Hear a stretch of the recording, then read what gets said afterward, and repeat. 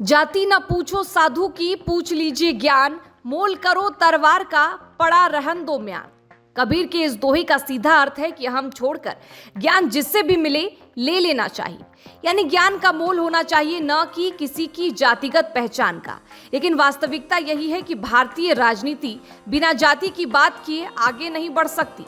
एक समय जो कांग्रेस पार्टी देश भर में जातिवाद को खत्म करने का दावा करती थी, वह अब लगातार जातीय आग्रहों को लेकर आगे बढ़ रही है।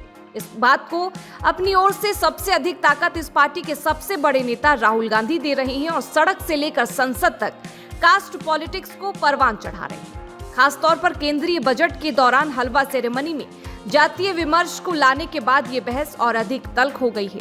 लेकिन इन सब के बीच सवाल कांग्रेस पार्टी के दावे पर भी उठ रहा है कि क्या कांग्रेस जातिगत आधार पर अपनी ही पार्टी के भीतर न्याय करती है या फिर इनके नेता केवल राजनीति करते हैं।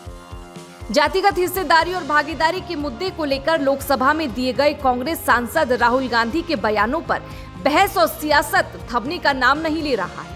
राहुल गांधी दलितों, पिछड़ों को अधिकार देने और जगह देने की बात कर रहे हैं, पर अगर कांग्रेस के भीतर ही देखा जाए तो पूरी बात गलत साबित होती दिखाई पड़ रही है। राहुल गांधी ने दलितों, पिछड़ों और अति पिछड़ों को अधिकार और प्रतिनिधित्व देने की बात कही है, पर बीजेपी ने जो आरोप लगाया है उसके मुताबिक कांग्रेस के भीतर खुद इन बातों पर कभी अमल नहीं किया गया। बिहार कांग्रेस के भीतर प्रतिनिधित्व देने के आंकड़ों को जरा देखें तो जातिगत भागीदारी को कांग्रेस ने कितनी तरजीह दी है। हमने बिहार कांग्रेस में इसकी पड़ताल की तो राहुल गांधी के दावों और हकीकत के बीच काफी अंतर निकल आया। बिहार कांग्रेस में संगठन की बात हो या चुनाव में उम्मीदवारों की बात, कितनी तरजीह मिली है, आगे आंकड़ों पर आधारित ये खास रिपोर्ट देखिए। बिहार कांग्रेस में फिलहाल प्रदेश अध्यक्ष का पद अखिलेश सिंह के पास है, जो सामान्य वर्ग से हैं। इससे पहले के प्रदेश अध्यक्ष मदन मोहन झा भी सवर्ण ही थे। वर्तमान में कोषाध्यक्ष निर्मलेंदु वर्मा भी जनरल कास्ट के हैं। कांग्रेस के भीतर प्रभारी मोहन प्रकाश भी सवर्ण जाति से ही आते हैं। खास बात, बिहार से राज्यसभा का पद सवर्ण से आने वाले अखिलेश सिंह को ही मिला। विधान परिषद में उम्मीदवार भी सामान्य वर्ग से आते हैं और समीर सिंह को एमएलसी बनाया गया है। इससे पहले प्रेमचंद्र मिश्रा को कांग्रेस ने विधान परिषद में भेजा था। तो वहीं वर्ष 2020 विधानसभा चुनाव में कांग्रेस ने 70 सीटों पर चुनाव लड़ा था, जिसमें सामान्य जाति के 33 लोगों को उम्मीदवार बनाया था। वहीं दलितों को 13 सीटें तो पिछड़ों और अति पिछड़ों को केवल 11 सीटें ही कांग्रेस ने दी।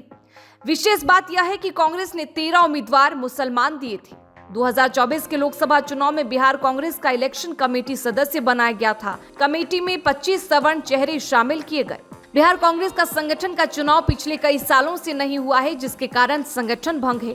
बिहार में कांग्रेस ने 38 जिला अध्यक्षों की घोषणा की तो आंकड़े पूरी कहानी खुद ही बयां कर रहे हैं।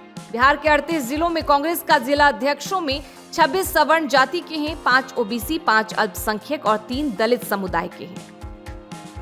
66% जिला अध्यक्ष सवर्ण है। सवर्णों में भी सर्वाधिक 11 भूमिहार जाति से हैं। बीजेपी यह भी आरोप लगा रही है कि इससे पहले बिहार प्रभारी दलित भक्त चरण को बनाया, पर 1 साल में ही हटा दिया।